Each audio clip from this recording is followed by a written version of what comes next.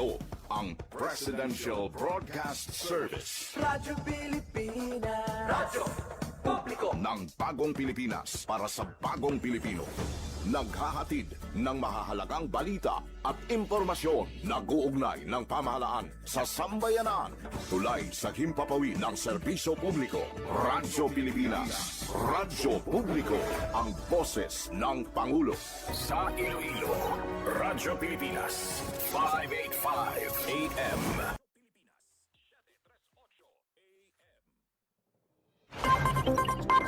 Nagapanguna nga balita sa syudad.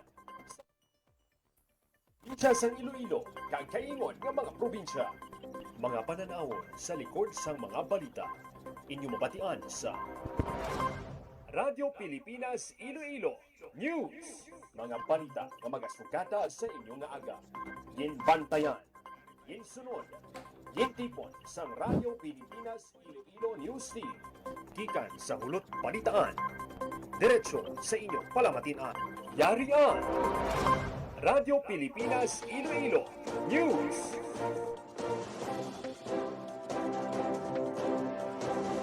Mayong aga Pilipinas, good morning Western Visayas. Welcome sa Radyo Pilipinas News. Subong adlaw sa ang Martes, Hunyo 16 kita tuig 2026. Ako ang inyo tagbalita, Junel Baclay, kagkaroon sa aton balantayan ka mga mainit nga pangulong dinaman.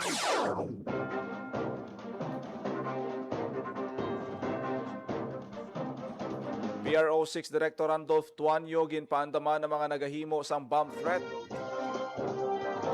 ICPO ginpanugyanan ng publiko nga maging responsable sa paggamit sang social media kasunod sang bomb threat sa Iloilo City Hall kag Provincial Capitol. Sunod-sunod nga linog sa Antique na monitor sang FIVOX. Apat ka opisyal sang PRO6 gin-promote multi-million upgrade sa Iloilo Sports Complex ginasuguran na. Kag tatlo ka banwa sa Iloilo nagbaton sa mga laptop gikan sa DICT Digital Livelihood pabaskugon pa.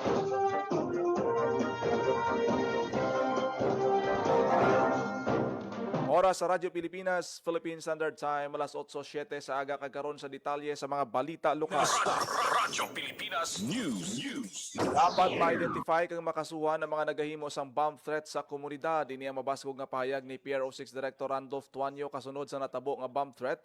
Sa diin ginmensyonar ang Iloilo City Hall kag Iloilo Provincial Capitol nga palukpan sang bomba. Suno kay Brigadier General Tuanyo, klaro ang mando sini sa Iloilo City Police Office kag Regional Anti-Cybercrime Unit agod mauntat ang pagpamahog sa komunidad kag magaserbe nga leksyon sa mga nagahimo sini. Kumpiyansa ini sa kapabilidad kag kagamitan sang Anti-Cybercrime Unit nga marisolba ang nasambit nga kaso. Radyo Pilipinas. Radyo Pilipinas News. Ginpanugyanan sa Iloilo City Police Office ang publiko nga mangin responsable sa paggamit sang social media kasunod sa bomb threat nga ginpost sa Facebook sa diin ginmensyonar ang Iloilo City Hall kag Iloilo Provincial Capitol nga may igatanom nga bomba. Base sa investigasyon sang kapulisan nagpalabot sang reklamo ang Public Information Office sa Iloilo City Government nga may isa ka Facebook account nga nagpost nga may bomba nga igatanom sa duha ka government office. Giliw naman nga nagpakigangot ang ICPO sa City Explosive and K9 Unit para magpatigayon sang inspeksyon kag validation. Makaligad ang pila ka oras nga inspeksyon, negatibo naman sa bomba ang duha ka opisina. Ginapatod pa sa karon sang ICPO kung ano ang motibo sa pamahog. Radyo Pilipinas. Radyo Pilipinas News. Sa iban pang balita, tugas ang paghulag sang Negros Trends sa sunod-sunod nga nabalag nga linog sa Anini Antique halin sang Hunyo 14, tubtob sang Hunyo 15, suno kay Engineer Ray Antioquia sang DOST FIVOX Rojas City. Sandig sa datos, yara sa kapin 13 ka mga linog ang namonitor sa mga kagamitan sang FIVOX.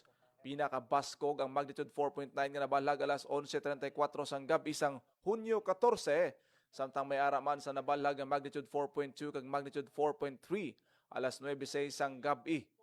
Pahayag ni Antiquia o ni Antioquia nga nagahulag ang Negros Trench Naibaluan nga ang Negros Trends, isa sa mga earthquake generator sa Western Visayas, kaupod ang West Panay Fault.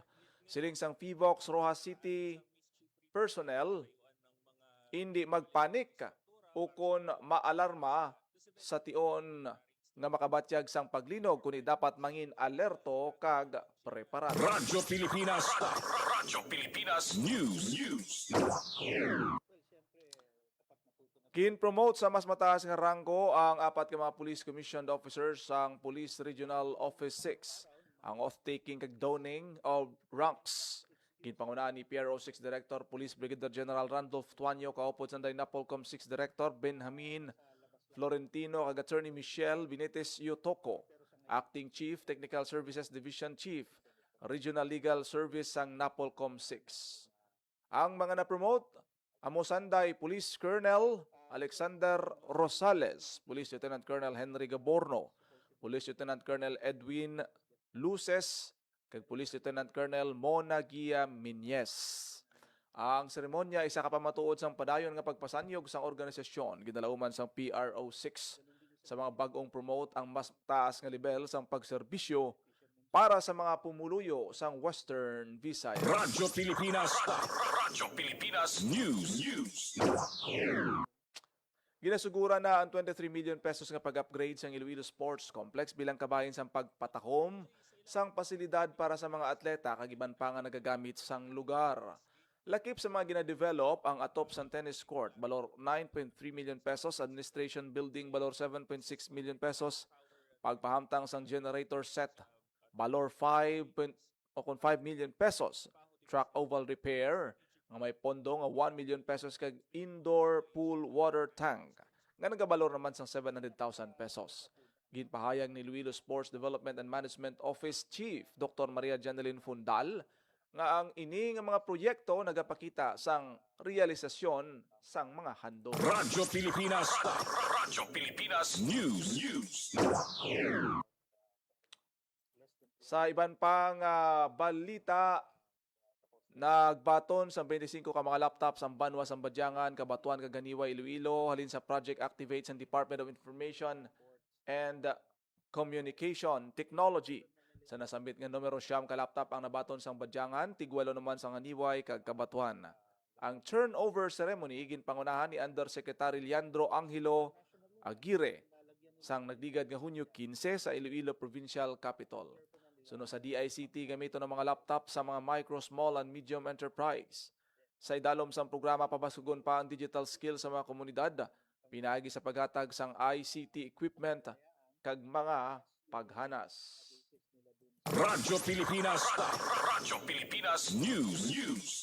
Dredging kag clearing operation sa Iloilo Batiano River nagapadayon kabahin sang Oplan kontra baha sang gobyerno. Radyo Pilipinas. Radyo Pilipinas. Sa detalye sang balita. Padayon ng dredging kag clearing operations ang ginapatigayon sa Department of Public Works and Highways Region 6 sa Iloilo Batiano River bilang kabahin sa pagpatuman sang Oplan kontra baha sang gobyerno. Ang pagpanghawa ng inisyatibo agud mapasiguro nga mangin matalunsay ang ilig sang tubig sa mga waterways o kon mga suba labi na nga pasulod na ang tig-ululan. Ang Oplan kontra baha ang nasanto man sa mando ni Presidente Ferdinand R. Marcos Jr. nga mapabaskog pa ang programa Batok sa Pagbaha. Sa monitoring sang DPWH Region 6, yara na sa 87.65% ang accomplishment sang operasyon sa nasambit nga lugar. Ginpatigayon man ang Oplan kontra baha sa iban pangabahin sang rehiyon bilang preparasyon sa tig-ululan. Para sa Bagong Pilipinas, Janelle Baclay, Radyo Pilipinas, Radyo Publiko. Radyo Pilipinas. Radyo Pilipinas News. Gikan sang Iloilo, liwat nga nakabaton sang unmodified opinion gikan sa Commission on Audit. Radyo Pilipinas. Radyo Pilipinas. Report. Sa balita ni Marian Grace Ereñeta. Liwat nga nakabaton ang Iloilo City Government sang unmodified opinion gikan sa Commission on Audit o COA sanding sa annual audit report para sa fiscal year sa katapusan sang December 31, 2025.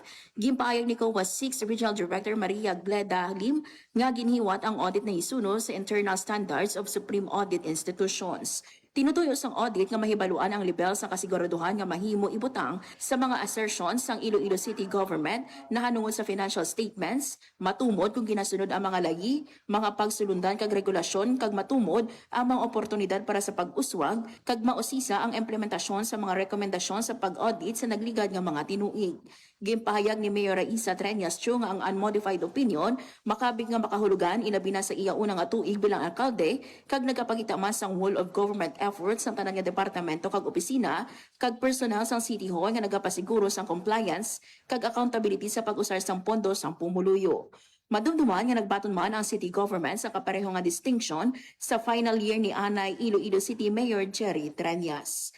Para sa Bagong Pilipinas, Ma'am Grace Aranyata, Radyo Pilipinas, Radyo Publiko. Radyo Pilipinas. Radyo Pilipinas News.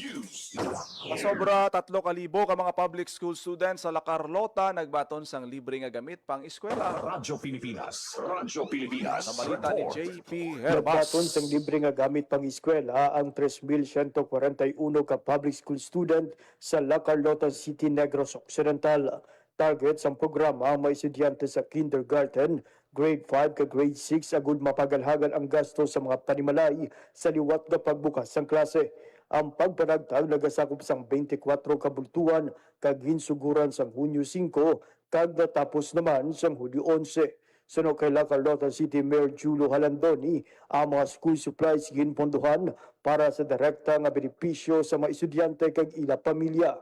Samtang ang mga lokal opisyal nagserbe lang nga instrumento agud madulong ang ini nga mga bulig sa tagsa ka komunidad. Para sa Bagong Pilipinas, JP Harvas, Radyo Pilipinas, Radyo Publiko. Radyo Pilipinas. Radyo Pilipinas News. Department of Trade and Industry kag Representative Baronda nagtingob puwersa sa pagpabaskog sang mga nagaobra sang kakanin. Radyo Pilipinas. Radyo Kapanumbalik sa balita si JP Herbas. Nagtingog pwersa Department of Trade and Industry kung DTI Western Visayas kag Iloilo Provincial Office kaupod ang opisina ni Iloilo City Representative Jamjam Baronda para pasanyugon ang pag-obra sang kakanin sa syudad sang Iloilo. Ini pinaagi sa Project Kakanin nga isa ka espesyal nga entrepreneurial development program nga gindisenyo para mapabaskog pa ang kapabilidad sa mga kakanin makers samtang ginapabilin ang manggaranong nga tradisyon sa mga Ilonggo. Sa idalong sang programa, may hiwaton nga serya sang paghanas kada Huwebes nga magasugod sa Hunyo 18 kung sa diin tudluan ang mga tagpasakop sang praktikal nga ihibalo tuhol sa pagdumala kag pagpasangkad sang ila negosyo. Naggalaw mang DTI nga pinaagi sa sininga programa, mas magnami kag mas makilala pa ang mga produkto kag mas makasabay sa kompetisyon sa merkado ang mga kakanin halin sa syudad sang Iloilo. Para sa Bagong Pilipinas, JP Harvas, Radyo Pilipinas, Radyo Publiko. Radyo Pilipinas. Radyo Pilipinas News. Nagpanghatag ang Police Regional Office 6 sa mga bag-o nga mobility assets sa Iloilo Police Provincial Office kag Iloilo City Police Office. Sagin patigayon nga blessing and turnover ceremony ginpangunahan ni Piero 6 Director Police Brigadier General Randolph Tuanyo ang programa nga nagatuyo nga mapabakod pa ang operational capability sa mga police unit sa rehiyon. Kasunod sa pangbendisyon nga ginpatigayon ni Police Major Mark Renzi Oglesco, Regional Pastoral Officer. Formal lang turnover sang PRO6 ang isa ka unit sang personal carrier 4x4 Mitsubishi Triton kag isa ka unit sang light transport vehicle Toyota Innova. Sa Iloilo Police Provincial Office ginbato naman ni IPPO Director Police Colonel Bayani M. Razalan.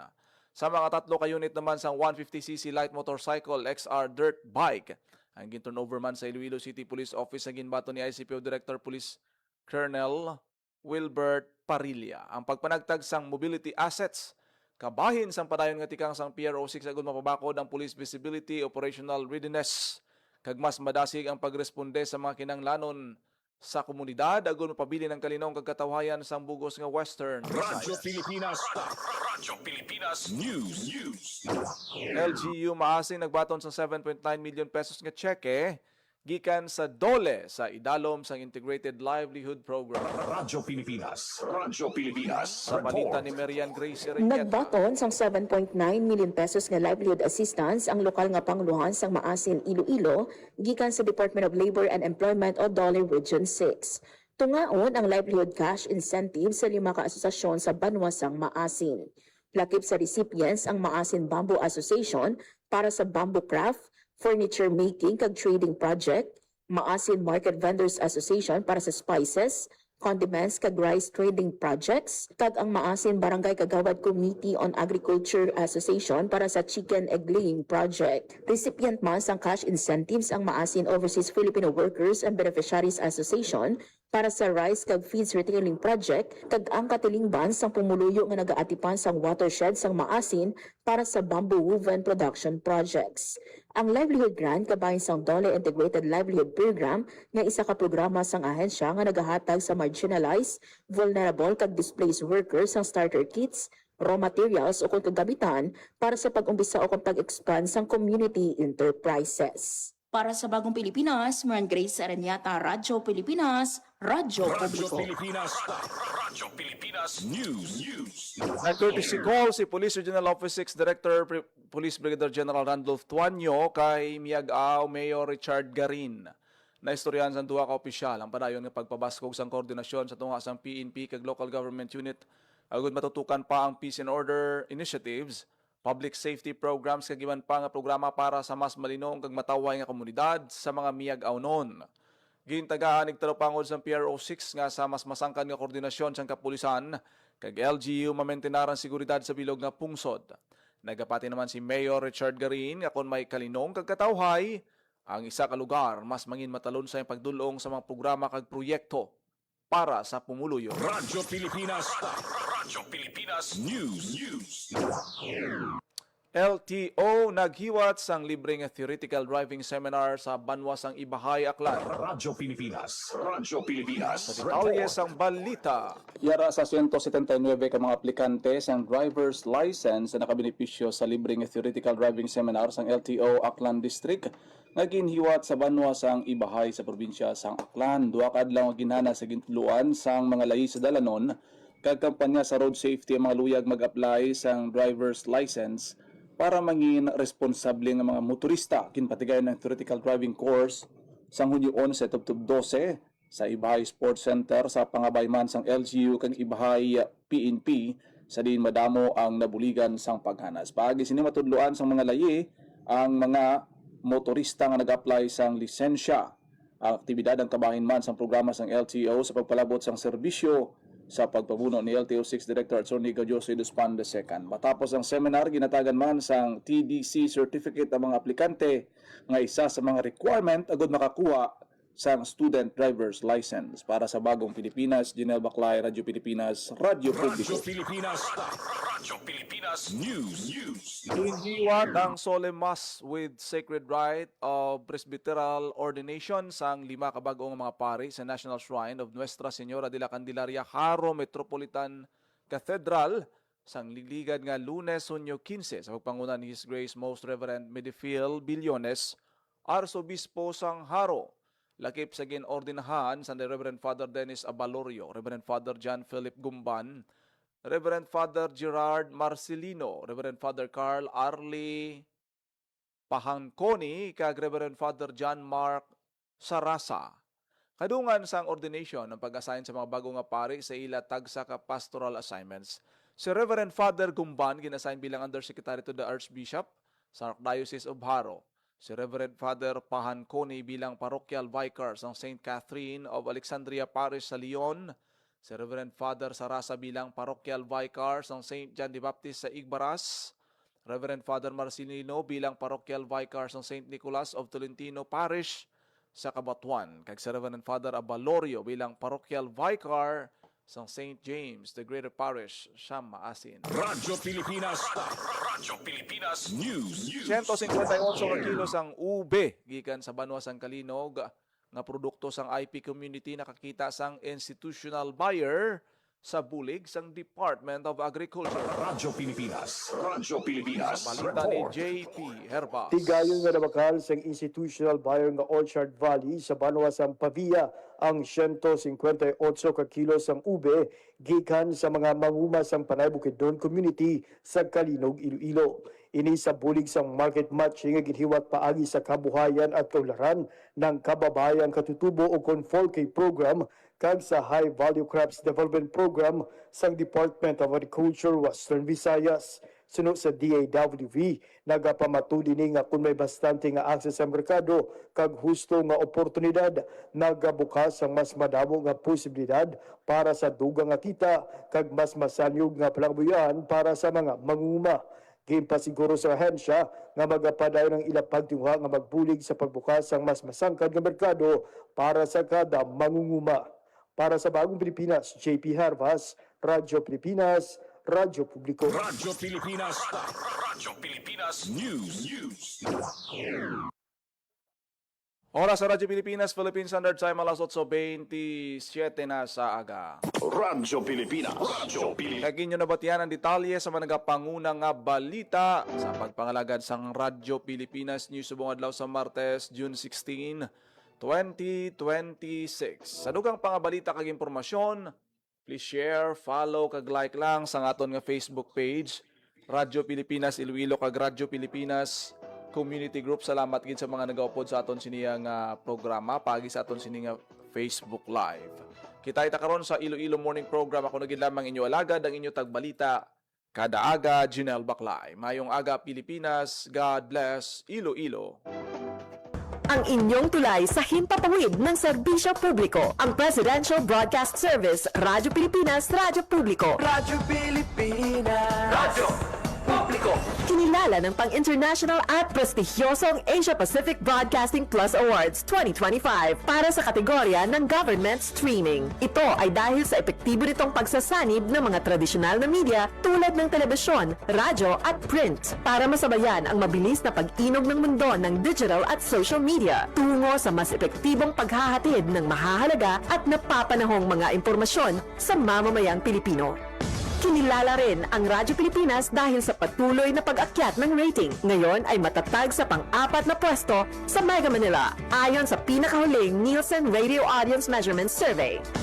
At sa social media, nakamit ang mahigit 2,000% pagtaas ng bilang ng mga sumusubaybay sa Radyo Pilipinas page sa unang bahagi ng 2025. Patunay ito na ang inyong Radyo Pilipinas Radyo Publiko ay tunay na kaagapay ng inyong pamahalaan sa paghahatid ng serbisyo sa mga mamamayang Pilipino. Mula sa aming lahat, sa ngalan ng inyong pamunuan at mga kawani ng Presidential Broadcast Service, kasama ang inyong mga himpilan ng Radyo Pilipinas sa buong kapuluan.